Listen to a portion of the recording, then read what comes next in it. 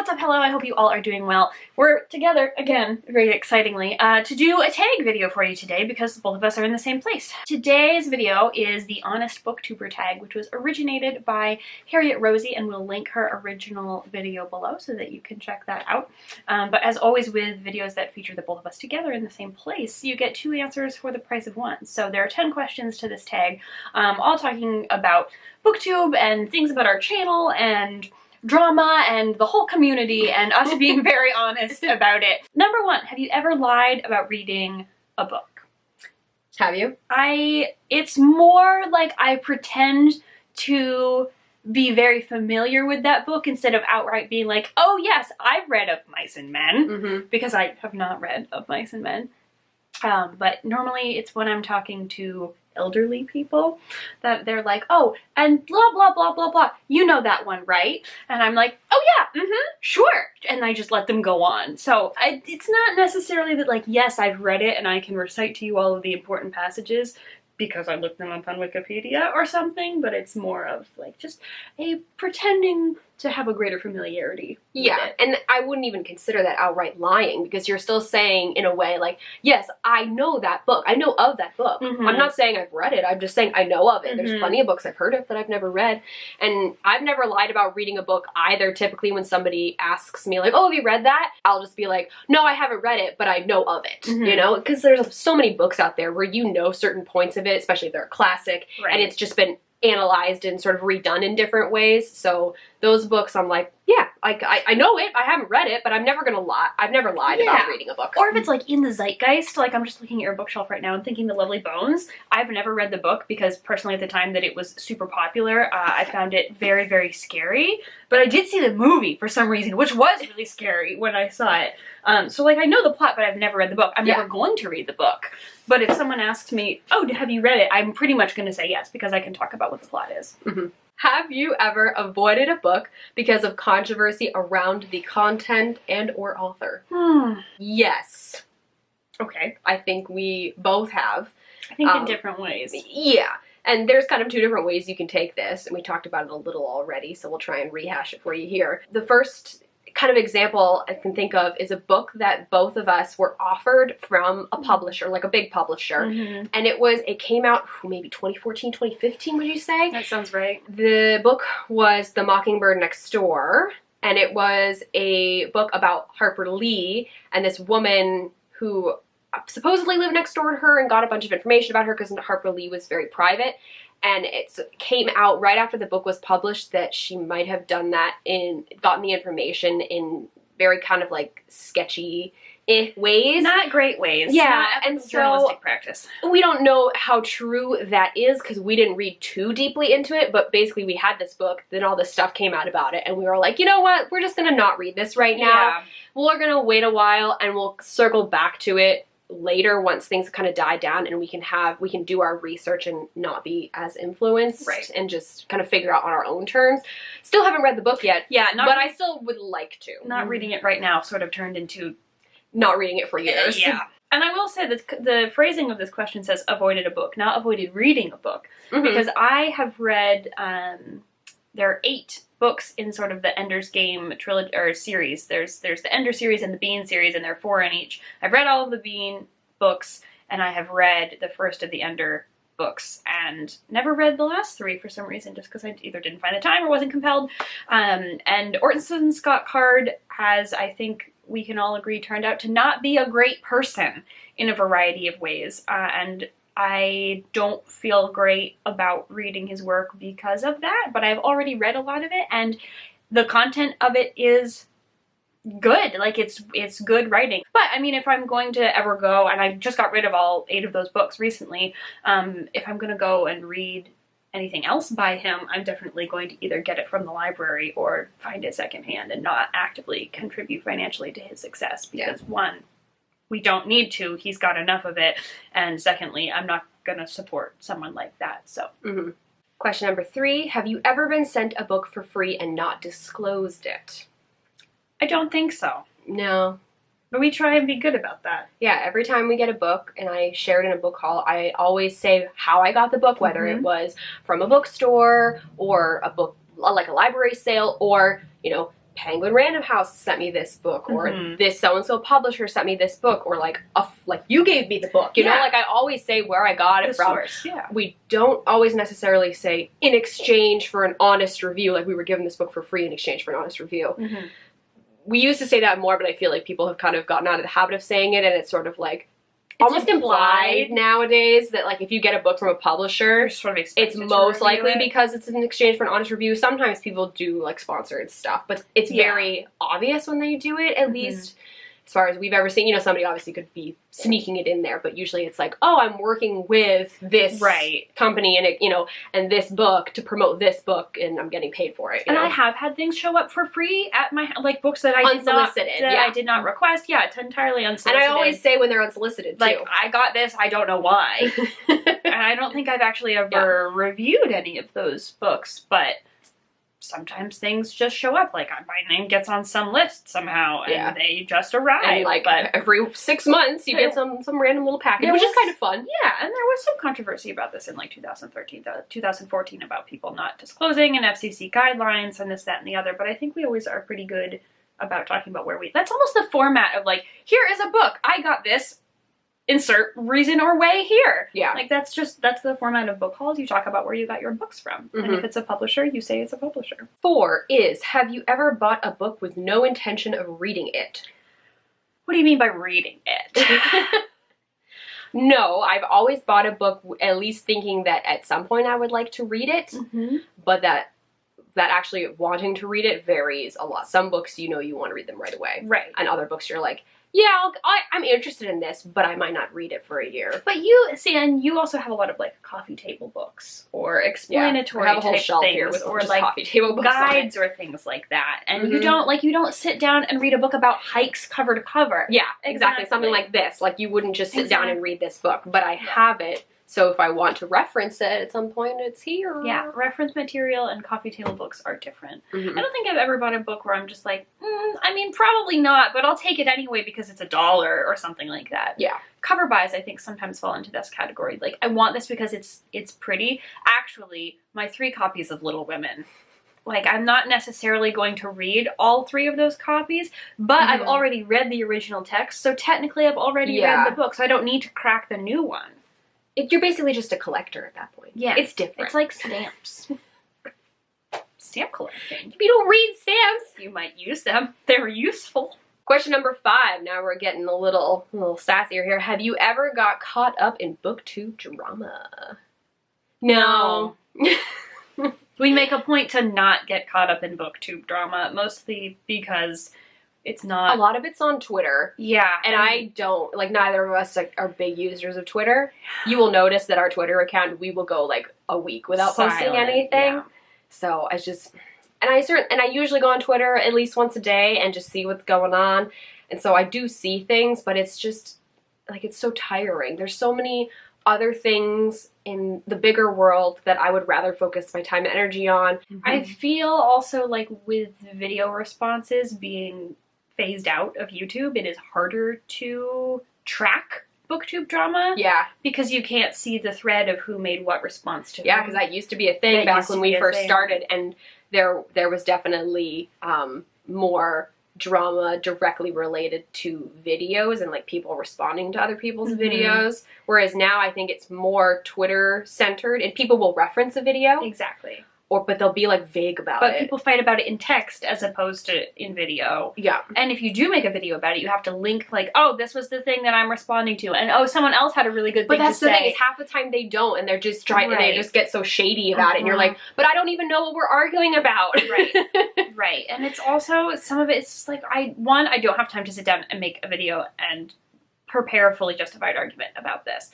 And secondly, it's not that I don't care, it's just like, it's not our place to get involved. If there are 2 or 3 people upset about one topic and they're upset with each other, why do I need to add my voice to that?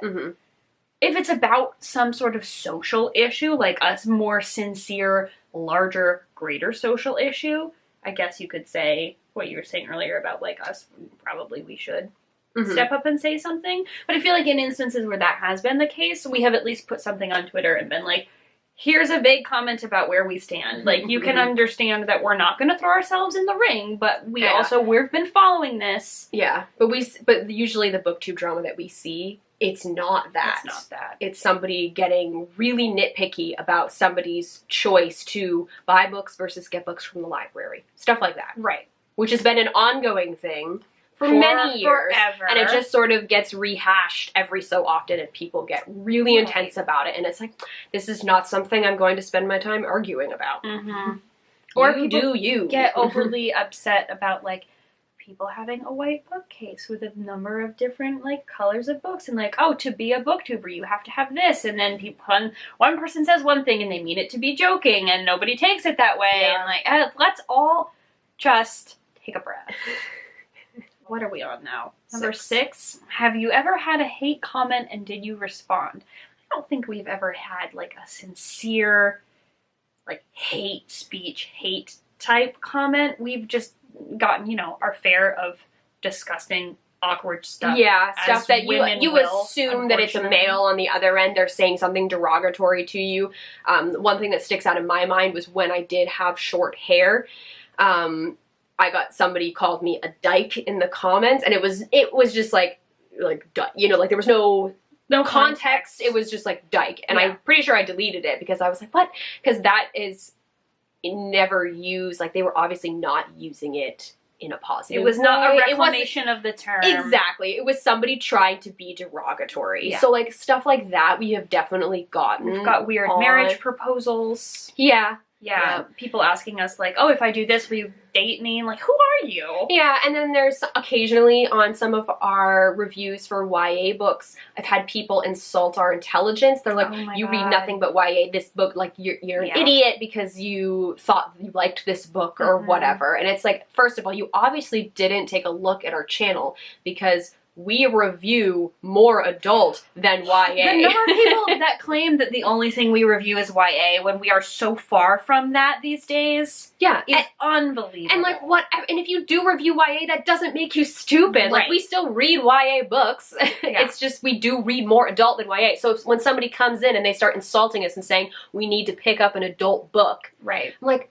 obviously you didn't look at our channel. You just found our video because it was advertised on the side of YouTube and somehow you clicked the on algorithm brought it to you. Exactly. And so, or the people, I had someone once tell me, like, it's unfair for you to say these things and share your, like, negative opinions about James Joyce because he is some sort of, like, seminal author in this and he's incredibly important and they teach entire courses in universities about him, and how dare you turn people away from this when you're not even an English major and you haven't actually studied it, and, like, you shouldn't be putting up this kind of video touting this sort of garbage. Just people trying to put your intelligence down because you haven't met their dumb standard. Right. And maybe back in the day I didn't have enough of a formulated opinion to, like, articulate myself well about this point.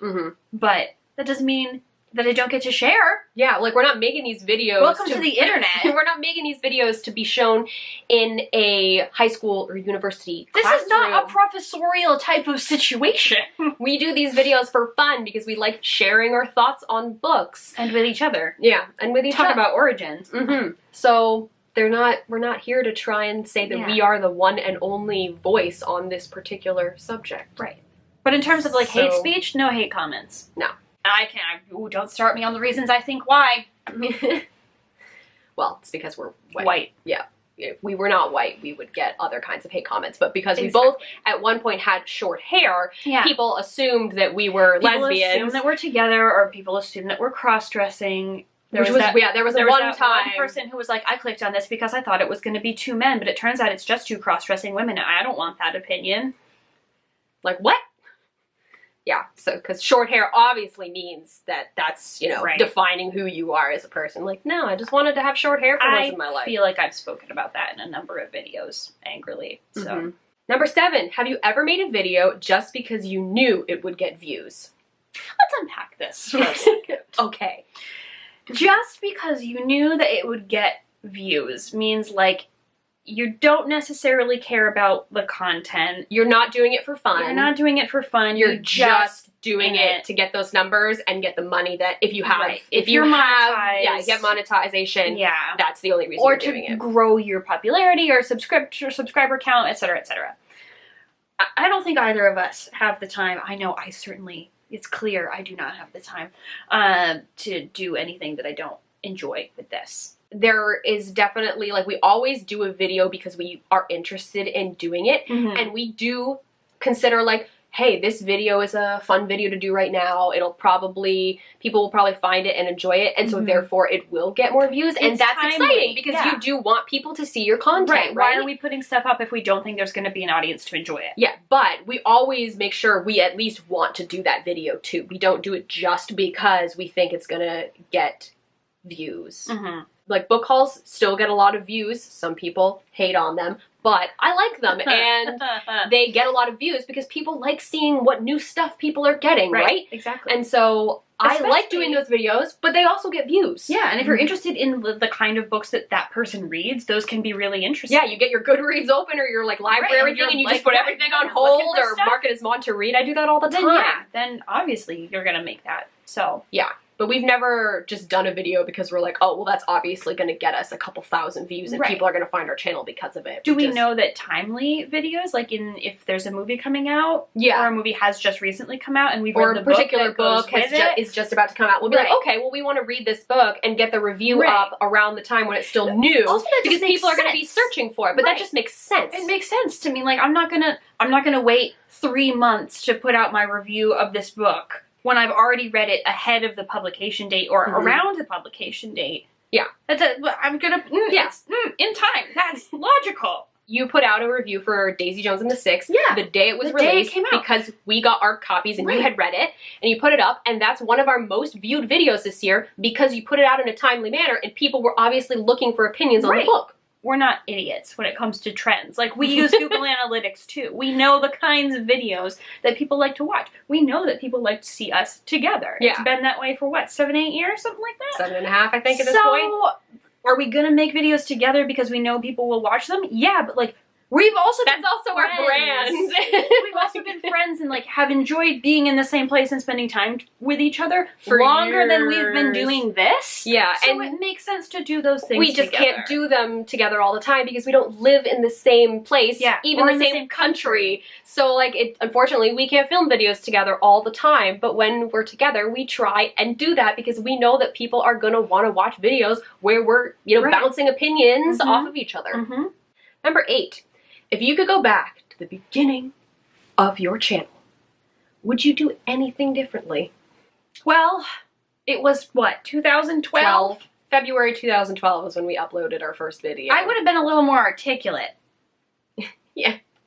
I mean, it's hard to hate on ourselves when you look at, like, the quality of the videos just because that was not out of the norm at the time. The quality of videos has definitely increased. Skyrocketed. Yes. And that's also got something to do with, like, the popularity and the lucrative nature of being on YouTube. Yes. At the time when we joined, monetization was not even, like, on our radar at all. Right. We did eventually monetize our videos. We debated it for a long time and avoided it for a really long time. Yeah, and then we graduated and we're like, hey, anything extra we can get, we'll take it.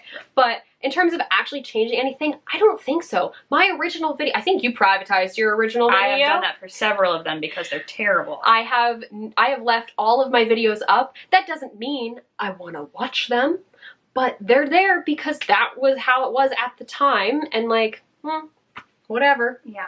We had a very positive start, too, to our channel. We did. Like, our growth was pretty strong, I think, because there wasn't that many people out there. Yeah, there wasn't a lot going on. Yeah, so, like, we did, like, a Q&A for 500 subscribers, and that was a big deal then. There were only a few people that had There were a few big names, yeah. Yeah, but a lot of people were just all in the same boat. Yeah. So. And many of them skyrocketed very quickly, and we didn't. But yeah, I feel like a lot of our growth for our channel, though, was in the first couple of years when there wasn't as many people. And now, because we don't necessarily stay on top of all of the trends and we don't do, like, partnerships, sponsorship stuff, like that stuff does help get your name out there, So we don't really do that. So that's part. And we also don't upload super consistently. Like, we don't have a schedule, and I know YouTube loves that. At least that's what I've been told with the analytics, is that, like, if you upload once a week on a regular basis, it'll like you more, but that's just not something that I want to stress myself out over. Right. So we make time for this in our regular lives. It's a hobby. At the rate that we feel comfortable and is possible. Mm-hmm. So that's how we do this. That's how we've always done it. And I don't think we would ever change that. Mm-hmm. It's also hard to ask, what would you do differently? Because even between now and 2012, so much has changed in the world, in technology. How YouTube runs, yeah, you know? I don't think we could go back and say, I would do this differently, because we wouldn't have had those capabilities back then. And then know-how. Number 9, are there any channels you wish you could be more like?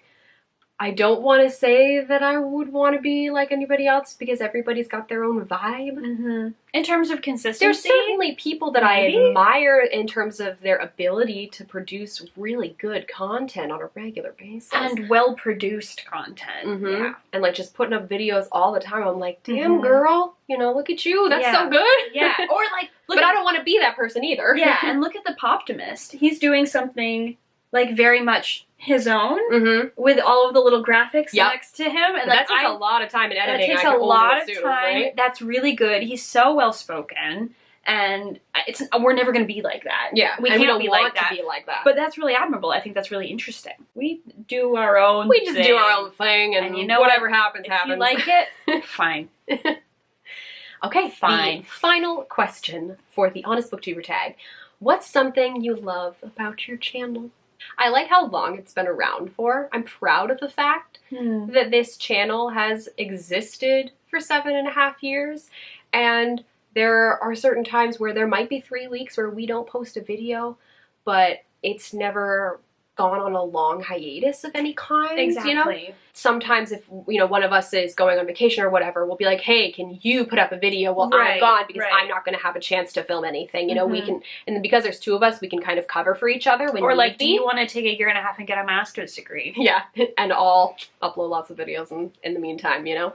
So we are able to do that because it's 2 of us, and that's another thing that I think is nice about our channel, is that there is 2 of us. 2 of us. Take the word consistently the way that you'd like to, but we've consistently been 2 of us. It's always been both of us from the beginning. Yeah, and we've had like guests. Like I did film a video with my sister a couple years ago, because she went to a library book sale with me, and we filmed a video like way back in 2013 with one of our other best friends, Roxy. But like this channel has always been about the 2 of us. Right. Together, or video, like, you know, filming videos on our own, but we're often referencing each other in those videos anyway. And it began, like, the whole thing began as a way to talk about origin stories, is for us to talk to each other and share with each other. Yeah, because we were both in different places for university, and we thought it would be a fun way for us to stay connected, because we've always both been pretty voracious readers, so that was something we had always connected on. Right. And then when we stumbled across BookTube way back in the day, we're like, that looks fun. Other people might want to talk to us too. Yeah. Let's talk to other people. Yeah. That's what I love about our channel. Yeah. Cool. I'm gonna agree. My agree stamp. We did the thing. Great. If you want to do this tag, feel free to go ahead. No one tags anyone these days. No, we didn't get tagged. We just thought it'd be fun. Yeah. Try it out. Do it. It's a fun one. If you have any responses to any of our answers, feel free to leave them in the comments down below. If you've like been around for a while.